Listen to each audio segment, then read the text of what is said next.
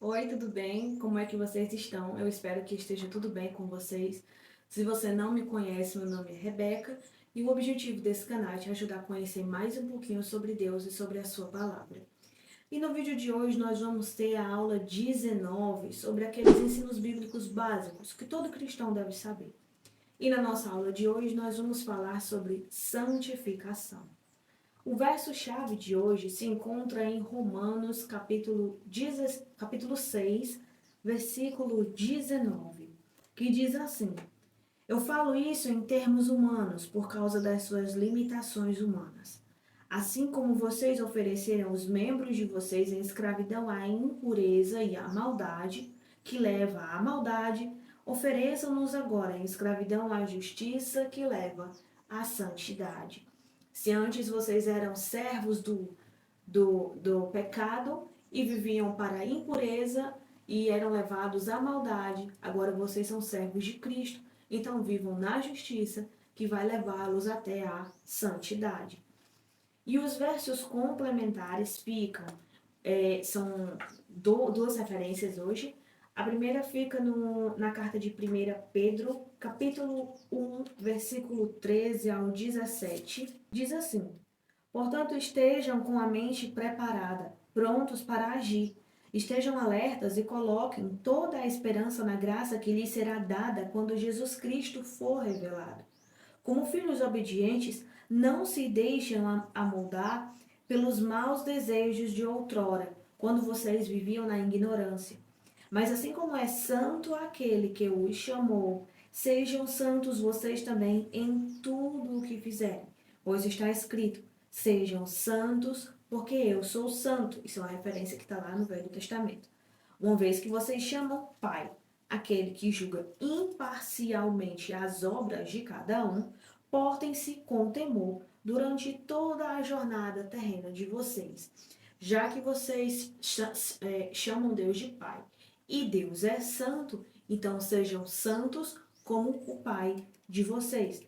Por quê? Porque apesar da nossa salvação não ser baseada em obras, mas sim Deus um dia ele vai nos julgar de acordo com as nossas obras. Nós não somos salvos pelas obras, nós somos salvos pela fé, e isso através da graça. Mas lá no céu, Deus vai nos julgar e vai nos recompensar de acordo com as nossas obras, de acordo com o que nós tivermos feito. Sendo assim, como Ele é santo, nós devemos viver na justiça, para que as nossas obras nos santifiquem cada vez mais, nos tornando cada vez mais semelhantes ao nosso Pai, que é santo, até nós chegarmos ao ponto máximo da santidade, que é quando Deus vai nos transformar no corpo semelhante ao corpo de Cristo. A segunda passagem, a segunda passagem dos versos complementares fica no livro de Hebreus, capítulo 13, versículo 20 e 21, que diz assim: O Deus da paz, que pelo sangue da aliança eterna trouxe de volta dentre os mortos o nosso Senhor Jesus, o grande pastor das ovelhas, os aperfeiçoe em todo o bem, para fazerem a vontade dele, e opere em nós o que lhe é agradável, mediante Jesus Cristo, a quem seja a glória para todo o sempre. Amém. A reflexão de hoje é de um pregador, se chama Steven Lawson, acho que é assim que fala, e diz assim: a santidade não é o caminho para Jesus. Jesus é o caminho para a santidade. Um dos atributos mais impressionantes de Deus é a sua santidade. Isaías 6, versículo 2 diz que até os serafins, anjos do alto escalão, cobrem o rosto diante de Deus. No verso 3 diz que eles o chamam de 3 vezes santo, demonstrando a plenitude da santidade de Deus. 1 Pedro vem nos dizer que nós devemos ser santos como ele é santo. E Efésios 1, versículo 4, nos diz que essa é a vontade de Deus, que nós sejamos santos. Então, já que a santidade é algo tão importante, é um atributo divino, é um dos atributos que Deus compartilha conosco, né? Tem atributos que é só dele, ele não compartilha com ninguém, como sua onisciência, onipotência, onipresença. E tem alguns atributos que ele compartilha com os seus servos, como santidade, mansidão, paciência. Tem alguns atributos que ele compartilha. A santidade é um desses atributos. Pois se nós chamamos de Pai aquele que é totalmente santo, 3 vezes santo, então nós também devemos ser santos como ele é santo. Definição de santidade. No hebraico, santidade é kadosh. No grego é hagiasmos. O seu significado é santo, consagrado, separado ou dedicado ao serviço de Deus. O termo separado se refere também a separado das coisas pecaminosas, separado do que é mal e separado para Deus, para o serviço de Deus. Isso é ser santo, é ser separado, consagrado para uma coisa específica, que no caso é ser santo, viver para Deus. Os santos, quem são os santos? Os santos são todos aqueles que foram comprados e regenerados por Cristo e que agora são habitados pelo Espírito Santo, segundo o que tem lá em Romanos capítulo 1, versículo 7. Santos não são pessoas que viveram uma vida de perfeição, sem pecado nenhum, não são pessoas que viveram uma vida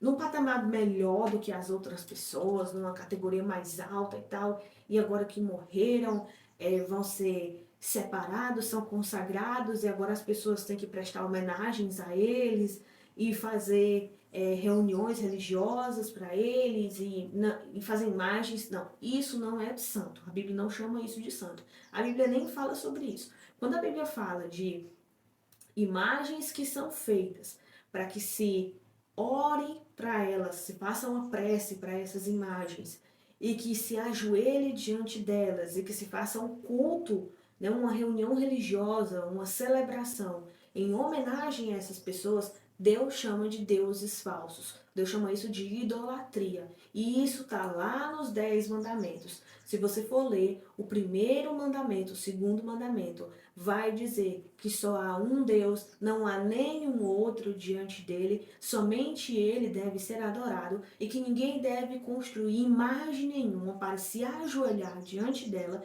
para prestar-lhe culto, que é uma celebração, um ritual religioso em homenagem a ela, e que ninguém deve dar a ela nenhuma prece, ninguém deve orar para ela, ninguém deve fazer essas coisas, porque para Deus isso é considerado idolatria, isso é quebrar os 2 primeiros mandamentos. Para poder ser santificado é necessário o mover do Espírito Santo, pois é ele quem produz os traços do caráter de Cristo em nós. A santidade, ela é um traço do caráter de Cristo, porque Cristo é santo.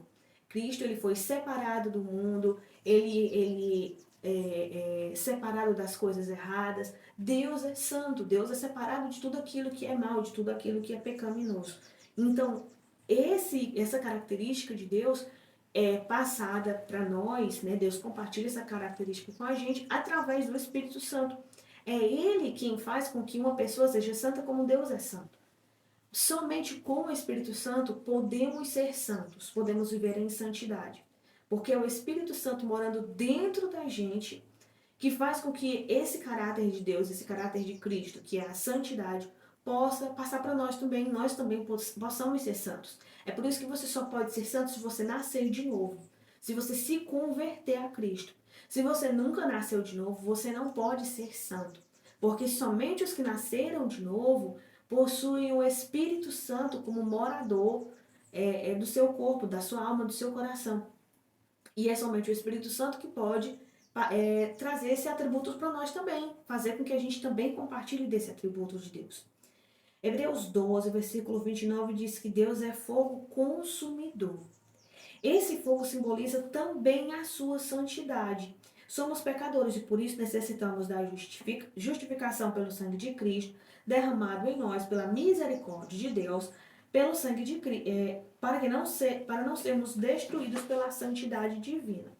O que ele quer dizer aqui? Deus, ele é um fogo consumidor. Sendo assim, tudo que é sujo, tudo que é impuro, tudo aquilo que é pecaminoso, a presença de Deus destrói. Por exemplo, quando uma pessoas que trabalham buscando ouro, procurando ouro na terra para poder vender, essas pessoas elas acham o ouro de forma bruta. E o que elas fazem? Elas lavam o ouro, elas limpam o ouro e elas colocam numa vasilha própria para isso e colocam esse ouro no fogo. Por quê? Porque o fogo ele vai derreter o ouro. E aí toda a sujeira que tiver no ouro, tudo aquilo que não for ouro e que contamina o ouro, que faz com que ele não seja puro, tudo aquilo vai subir para a superfície. E aí a pessoa que trabalha com isso, ela vai tirar aquela sujeira e vai jogar fora e vai deixar só o ouro puro para poder trabalhar com ele, para poder vender ele para pessoas que trabalham com ouro. Da mesma forma é assim que Deus faz com a gente. Deus, a presença dele é tão santa que é como um fogo consumidor. E quando nós chegamos a ele com pecados, com impurezas, a presença de Deus ela queima isso. Então, se não for pela regeneração, por causa do sangue de Cristo, se nós não nos entregarmos a Cristo, não confessarmos a Cristo, e o sangue dele que foi derramado lá na cruz não nos lavar e nos regenerar, e o Espírito Santo não nos fizer nascer de novo, nós não podemos nos chegar à presença de Deus, porque senão nós seríamos mortos por causa do nosso pecado. A Bíblia diz que nós somos pecadores. Diz que nós somos pecadores desde a meninice, que o nosso coração é totalmente mau. Romanos 3 diz que não há ninguém puro, não há ninguém que obedeça a Deus, que ninguém que ame a Deus, ninguém que procure a Deus. A Bíblia diz que não depende daquele que quer nem daquele que se esforça, mas somente de Deus que derrama de sua graça. Ou seja, você não tem como se esforçar, o seu esforço não vai ser suficiente para fazer com que você esteja lavado, regenerado. É apenas através do Espírito Santo, é apenas através do sangue de Cristo. Só aí você vai conseguir ter forças para poder agradar a Deus. Então você precisa do sangue de Cristo. Você precisa se converter, se entregar para Ele, ser regenerado, para que aí sim o Espírito Santo comece a fazer aquele tratamento em você e comece a te dar condição de lutar contra o pecado. E aí o fogo de Deus, a sua santidade, vai tirando de nós tudo aquilo que não presta, até o ponto de nos deixar puros, assim como o fogo faz com o ouro. A misericórdia de Deus é a causa de não sermos consumidos. Isso está lá em Lamentações, capítulo 3, versículo 22. Porque nós somos pecadores. A Bíblia diz, todos pecaram e por isso estão afastados da glória de Deus. E por que estamos afastados da glória de Deus? É porque por causa do nosso pecado, se nós nos achegássemos à presença de Deus, nós morreríamos. Deus deixou isso muito bem explicado, por exemplo, nos rituais do Velho Testamento. Quando os sacerdotes iam fazer um sacrifício para Deus, quando o sumo sacerdote entrar na presença de Deus dentro do Santíssimo, o sumo sacerdote ele tinha que fazer vários sacrifícios por ele, pela sua família e por toda a nação de Israel, pedindo perdão a Deus, fazendo sacrifícios para que Deus o perdoasse, para que Deus pudesse aceitar a sua presença, para só aí ele poder entrar dentro do lugar santíssimo. Se ele não fizesse tudo isso, ele seria morto. Por quê? Porque ele era um pecador, assim como todos nós somos. Hoje, com a morte de Cristo, o véu se rasgou. Então, por causa de Cristo, hoje nós não precisamos de um sumo sacerdote humano para entrar na presença de Deus. Cristo é o nosso sumo sacerdote e por causa dele, hoje nós temos liberdade de chegar à presença de Deus em qualquer lugar e qualquer pessoa pode fazer isso por causa do Espírito Santo, por causa da morte de Jesus. Então é por causa deles que nós podemos chegar à presença de Deus sem ser mortos pelo fogo da sua santidade. Na velha aliança, o relacionamento de Deus com seu povo era marcado pelo distanciamento, já que o pecado impedia o povo de se achegar a Deus. Êxodo 19 nos mostra um pouco disso. O fato do povo não poder entrar no tabernáculo e muito menos no Santo dos Santos nos mostra isso. E isso nós vamos ver lá em Números capítulo 1, versículo 51, capítulo 3, versículo 38 e em Hebreus capítulo 9, versículo 7. onde nós podemos ver que as leis mosaicas mostravam a impureza real do homem e a sua incapacidade de se achegar a Deus por si próprio. Em Romanos 7:7, Romanos 3:20, Romanos 8:3, Romanos 14:20 e Filipenses 2:13. Vamos ver aqui só alguns desses versículos, por exemplo. Nós podemos ver, por exemplo, Romanos 3:20. Vamos ver o que diz Romanos 3:20. Portanto, ninguém será declarado justo diante de Deus baseando-se na obediência à lei, porque é mediante a lei que nós tornamos plenamente conscientes do pecado. Foi para isso que a lei veio, nos mostrar o quanto nós somos pecadores e impuros diante de Deus. Romanos 8:3. O que diz em Romanos 8:3? Porque aquilo que a lei fora incapaz de fazer por estar enfraquecida pela carne, Deus o fez enviando seu próprio Filho, à semelhança do homem pecador, como oferta pelo pecado. E assim condenou o pecado na carne. Vamos ver também o que diz, por exemplo, em Romanos 7:7.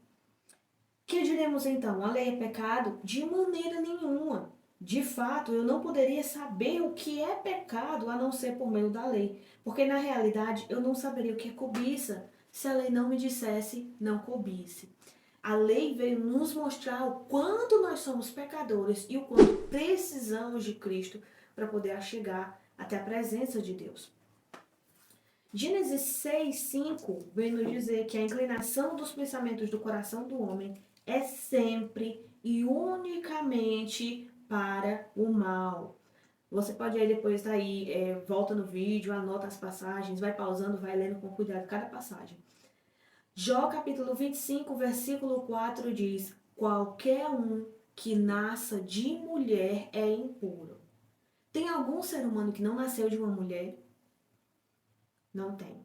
Todos os seres humanos precisaram sair da barriga de uma mulher para poder nascer. Então, todas as pessoas que nasceram de uma mulher são impuras.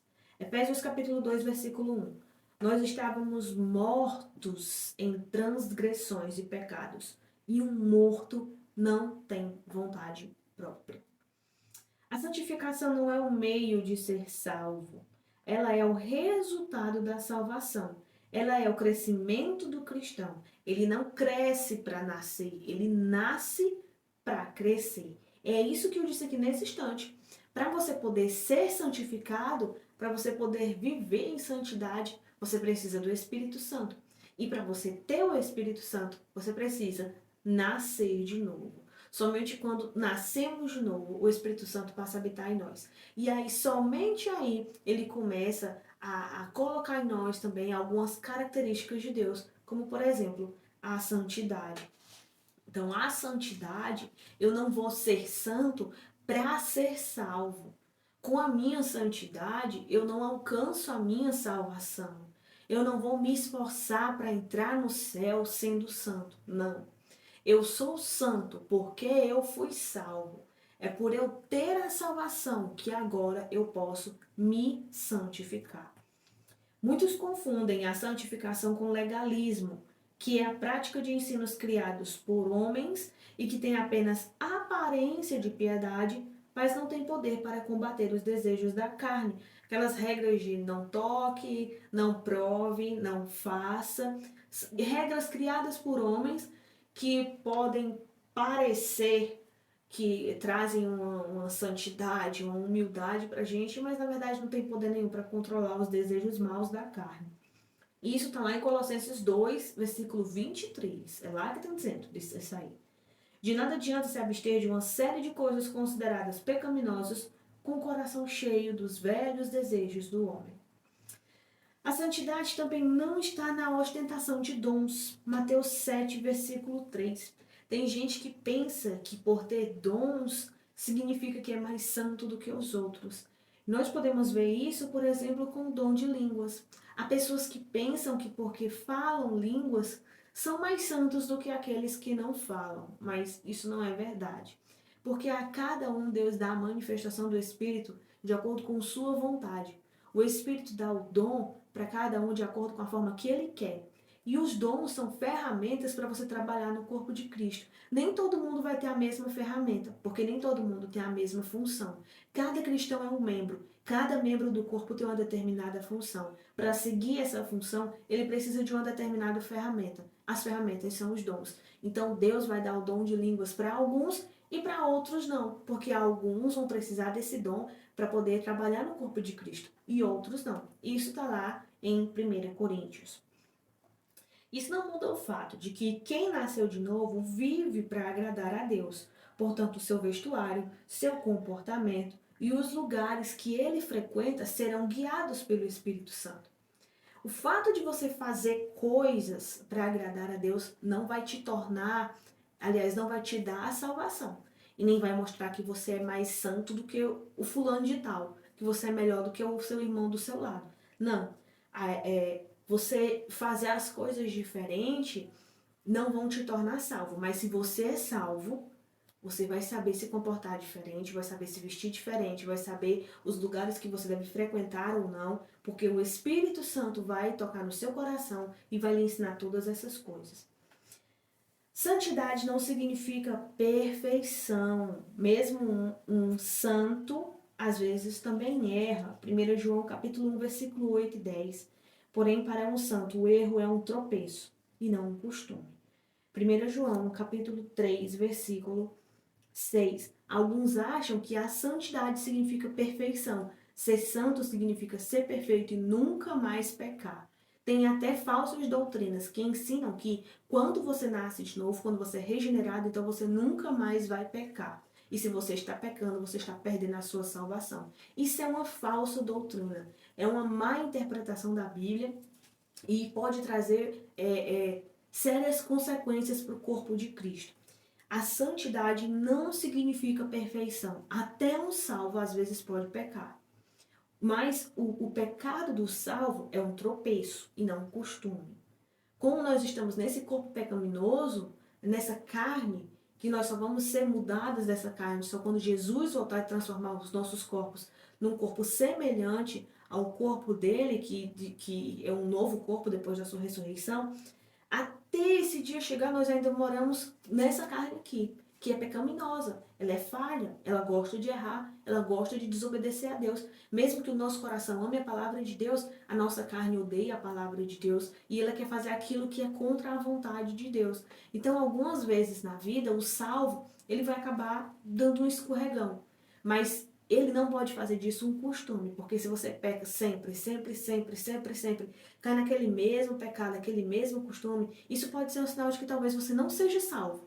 Porque um salvo, antes da pessoa ser salva, ela é escrava do pecado e só faz o que o pecado quer e não consegue agradar a Deus. E nem quer. Mas depois que é salvo, o Espírito Santo dá condição para a pessoa amar o que Deus ama e conseguir fazer o que Deus ama.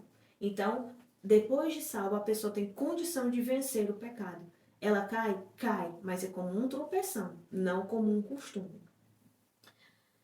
A santificação ela é uma obra dividida em 3 partes. Ela tem o começo, o meio e o fim. Nós fomos santificados, nós estamos sendo santificados, nós seremos santificados. Como é isso? A primeira, nós temos aqui a obra inicial da santificação. Quando ela ocorre? Ela começa na regeneração, quando a pessoa é redimida e justificada pelo sangue de Jesus. E isso só é possível ser santo por causa da morte de Cristo. Vamos ver, por exemplo, Hebreus capítulo 13, versículo 12. Assim Jesus também sofreu fora das portas da cidade para santificar o povo por meio do seu próprio sangue. Jesus sofreu para que o seu povo pudesse ser santificado. Quando ele morreu, aqueles que se entregaram a ele foram santificados no momento da sua regeneração.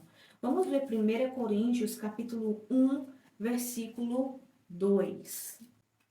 Diz assim: a igreja de Deus que está em Corinto, aos santificados em Cristo Jesus e chamados para serem santos. Eles foram santificados, mas eles também foram chamados para serem santos. E foram santificados no momento da sua regeneração, no momento em que se converteram. A segunda fase da santificação é a fase progressiva. Ela começa no momento da sua regeneração, da sua conversão, e ela se segue até o seu último dia de vida aqui nessa terra. Ela é uma obra progressiva de Deus, tornando os cristãos cada vez mais parecidos com Ele, com Cristo. Esse é o aperfeiçoamento dos santos. Nós não podemos ser perfeitos enquanto Cristo não vier nos transformar. Mas até lá nós estamos nos aperfeiçoando. Nós estamos amadurecendo. É a vontade de Deus sermos parecidos com o seu Filho. Isso nós temos lá em Gênesis, quando Deus disse, agora façamos o homem à nossa imagem e semelhança. Quando Deus disse isso, repare bem no que Deus disse. Façamos o homem. Deus, ele falou façamos. Façamos é o plural. Plural significa que Deus não estava só. Porque se Deus estivesse só, ele diria, agora eu farei o homem à minha imagem e semelhança. Não, mas Deus diz, agora façamos o homem à nossa imagem e semelhança. Mostrando ali o relacionamento da Trindade desde o princípio. O Pai, o Filho e o Espírito Santo. E Deus fez o homem para ser conforme a imagem e semelhança dele. Nós podemos dizer também conforme a imagem e semelhança de seu filho. Olha o que diz em Romanos 8:29. Pois aqueles que de antemão conheceu também os predestinou para serem conformes à imagem de seu filho. Ele os predestinou para serem conformes à imagem de seu filho. Então é a vontade de Deus, desde o princípio de tudo, que os que forem salvos sejam conforme a imagem e semelhança de Cristo. E a santificação também tem uma etapa final. Ela tem a fase inicial, ela tem a fase progressiva e ela tem a fase final. Quando que vai acontecer essa fase final? Quando Jesus vier. E aí sim nós seremos transformados, nós venceremos a morte de uma vez por todas, e aí nós teremos um corpo parecido com o de Cristo. Nós seremos perfeitos conforme aquele que é perfeito. Nós teremos um corpo igual ao corpo do nosso irmão mais velho. E aí nós poderemos entrar naquele lugar onde não entra nada impuro, com tranquilidade e alegria, porque nós estaremos transformados e toda a impureza vai ter sido tirada dos nossos corpos, porque nós seremos totalmente santificados. Conclusão. No processo de santificação, nós vamos lidar de formas diferentes com diferentes pecados. Nós podemos experimentar grande liberdade com alguns e nós podemos ter terríveis lutas com outros pecados. Nós nunca poderemos dizer que algum deles nos derrotou, já que na nossa conversão nós somos livres das amarras do pecado, livres do domínio do pecado. Isso está lá em Romanos 6,14. Então, na minha santificação, eu experimento uma liberdade enorme de alguns pecados que eu cometia, mas eu travo lutas terríveis com outros, que podem ser diferentes na sua vida. Você talvez tenha experimentado uma liberdade enorme com pecados que eu luto contra eles.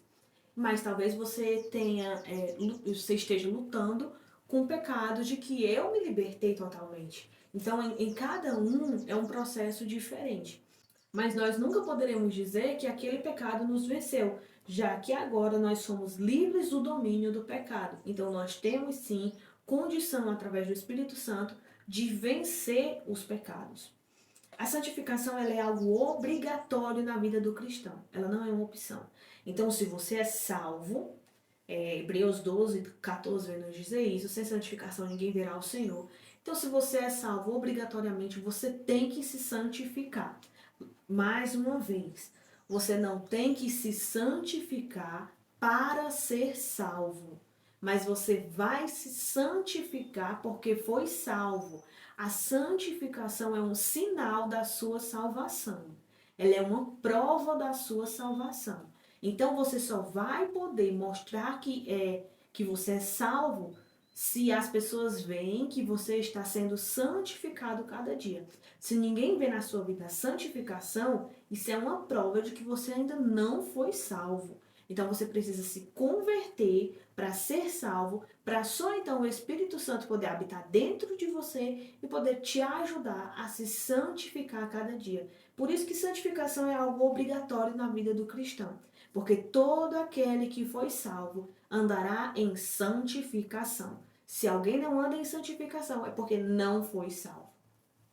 Devemos ter cuidado de não achar que a santificação é uma obra só de Deus e que nós não devemos fazer nada em prol dela, ou que ela é uma obra só do homem, onde nos santificamos por nossa própria justiça. Aqui nós temos que ter muito cuidado, porque nós podemos cair em nós podemos topar em dois obstáculos. Nós podemos primeiro acabar caindo na primeira teoria, que é de que Deus é o responsável único pela nossa santificação e nós não precisamos fazer nada por ela. Aí nós somos induzidos à irresponsabilidade e à falta de zelo pelas coisas de Deus, porque nós pensamos, é Deus que me santifica, então eu não preciso nem lutar contra os meus pecados, eu não preciso tentar vencer isso, vencer aquilo, eu não preciso tentar obedecer a Deus, porque automaticamente Deus vai fazer isso por mim. Nós temos que entender que também tem a nossa parte, na santificação, não na salvação. E nós também temos que ter cuidado para não cair no segundo obstáculo, que é o legalismo. Que aí, nesse caso, nós somos conduzidos a um ensino que distorce as doutrinas da graça. E aí vem nos mostrar que nós devemos ser santos para poder ser salvos. E isso é totalmente responsabilidade minha e Deus não faz nada por isso. É eu que tenho que tentar, pelas minhas próprias forças, me santificar para ser salvo. Isso é legalismo. E isso não vai nos salvar, porque não é pelas nossas próprias forças. Então, tem a parte de Deus na santificação, não na salvação que eu estou falando. Na santificação tem a parte de Deus, mas também tem a nossa parte. Apesar de a santificação só ser possível com a ajuda de Deus, e isso está lá em Filipenses 2, versículo 12 e 13, você dá uma olhadinha lá, nós também temos nossa parte nela, porque agora nós temos condições de agradar a Deus. Por isso, nos é aconselhado em Hebreus 12, 14, esforcem-se para serem santos. Deus nos escolheu em Cristo antes da fundação do mundo para sermos santos e irrepreensíveis. Essa é a vontade de Deus desde o início da criação, que nós sejamos santos e irrepreensíveis. O que é ser irrepreensível? Irrepreensível é Deus poder olhar para nós e não ver em nós impureza, pecado, maldade. Nós ainda estamos nesse corpo pecaminoso e Deus sabe que algum dia nós vamos topar e cair enquanto nós estivermos nessa terra com um corpo que ainda não foi transformado. Mas Deus nos dá a condição de vencer o pecado. Deus nos dá a condição de nos santificar cada vez mais. Para que um dia, quando Jesus vier, nós possamos passar pela fase final da santificação e ser totalmente santificados. E aí Deus olhar para nós e nos achar irrepreensíveis. E Ele nos manterá firmes até o fim, não nos tornando irrepreensíveis no dia de Cristo. 1 Coríntios, capítulo 1, versículo 8. Ele os manterá firmes até o fim, de modo que vocês serão irrepreensíveis no dia do nosso Senhor Jesus Cristo. Mesmo que nós sejamos infiéis, Deus não é infiel. Deus permanece fiel, porque Ele não pode ir contra Ele mesmo. Então, se Ele prometeu que Ele vai te ajudar a ser firme até o fim, Ele vai te ajudar a ser firme até o fim. Se Ele prometeu que Ele vai te conservar até o dia da volta de Jesus Cristo, então Ele vai te conservar até o dia da volta de Jesus Cristo. Muitas pessoas ensinam que a salvação se perde, mas a Bíblia nos mostra o contrário. A Bíblia nos mostra que nós, como pecadores, até podemos ser infiéis em algum momento contra Deus. Nós podemos pecar e cair e entristecer a Deus, mas Deus é fiel. Deus nos manterá firmes até o fim. Ele nos ajudará até o fim e vai nos manter firmes até o dia da volta de Cristo. A Bíblia diz que é da vontade de Deus que nenhuma das suas ovelhas se perca. E Jesus disse, eu não perdi nenhum dos que Ele me deu. Jesus disse: as minhas ovelhas, ninguém pode tomar elas da minha mão. Romanos diz: quem nos separará do amor de Cristo? É altura, é profundidade, é largura, é passado, é futuro, são tristezas, são potestades? Ninguém pode nos separar do amor de Cristo. Se você for olhar na Bíblia e procurar todos os versículos que falam sobre salvação, você vai ver que você não pode perder a sua salvação. Se você foi salvo uma vez, você vai continuar firme até o fim, porque Deus vai lhe guardar até o fim, até o dia da volta de Jesus Cristo. E se você acha que eu estou falando uma besteira, que eu estou falando uma mentira, que isso é um falso ensino, de que a salvação se perde, sim, então vá investigar, vá pesquisar na Bíblia e veja se a salvação se perde ou não. Investigue você mesmo pela palavra de Deus e veja o que a Bíblia diz sobre isso. Mas não veja versículos isolados e não vá com a sua mente se baseando já no que lhe ensinaram, já com uma opinião já pronta dentro da sua cabeça. Você não pode pegar a Bíblia e encaixar dentro do molde da sua mente, mas você deve deixar a Bíblia moldar a sua mente. Então vá com a sua mente livre de tudo aquilo que já meteram dentro da sua cabeça. E não se baseie em versículo isolado. Olhe todo o contexto que vem antes, o que vem depois. E todas as passagens da Bíblia que falam sobre esse assunto. Você pode dizer, mas a Bíblia é muito grande, como é que eu vou ler todas as passagens que falam sobre esse assunto? Vai no Google e pesquisa todas as passagens que falam sobre perder a salvação, sobre manter a salvação. Vê os versículos antes, os versículos depois, lê todo o contexto e veja. Deus manterá você firme até o fim. Deus lhe santificará e lhe aperfeiçoará até o dia de Jesus Cristo voltar. Então essa foi a nossa aula de hoje. Se você gostou dessa aula, curte aí, compartilha com outras pessoas para que elas também possam aprender mais um pouquinho sobre Deus. Se inscreve no canal, assina o sininho das notificações para que você possa receber novos vídeos toda vez que a gente colocar vídeo novo no canal e possa ser cada dia mais abençoado pela palavra de Deus. Então esse foi o nosso vídeo de hoje e até o próximo vídeo.